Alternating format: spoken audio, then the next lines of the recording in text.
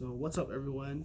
Today for our cultural studies group video, me and my group will be discussing Bob's Burgers and juxtaposing the show to Matthew A. Henry's article on socioeconomic class on The Simpsons. Bob's Burgers is a show that addresses cultural and social issues such as America's modern economic pitfalls and social parameters. The Simpsons, unlike Bob's Burgers, have crazy events that happen that are completely the land of make-believe. They're not reasonably going to happen to any middle class or working class family in the United States. And that again pertains to The Simpsons, a 1950s idealization of the working class. The fact that Homer can work at a nuclear power plant with no formal education beyond high school is quite frankly ridiculous and is an example of the fantastical solutions to the problems he finds himself in, such as in the intro when he loses some nuclear material and nothing quite comes For Bob's Burgers, his living situation is very different than The Simpsons. In The Simpsons, we have Homer driving to work, where in Bob's Burgers, you have Bob and the Belcher family living above where they work. So when the issues arise, if they have to pay rent or anything like that, it's more of a catastrophe for both the business and where they live. And if something happens to the business, then it harms their living situation.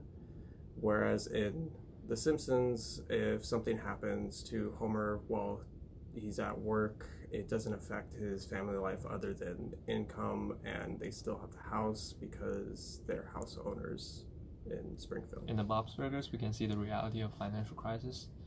As we can see in season 1, episode 6, Bob had to work overtime. Besides the burger joint, he had to drive a taxi around just to make ends meet and provide for his daughter to have a birthday party. And even for the birthday party, they only could afford a disco ball and a smoke machine.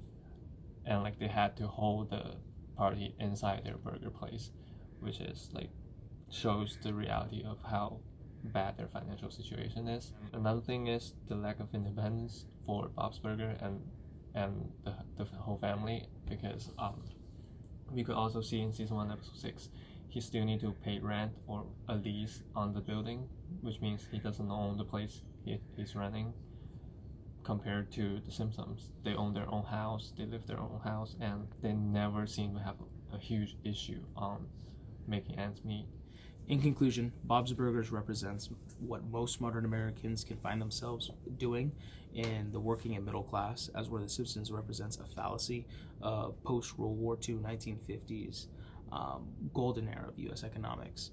One person with a high school diploma cannot work in a nuclear power plant and provide for his family and pay for a home and 2 cars. Bob's Burgers is much more representative of today and what most Americans today are facing in the workforce.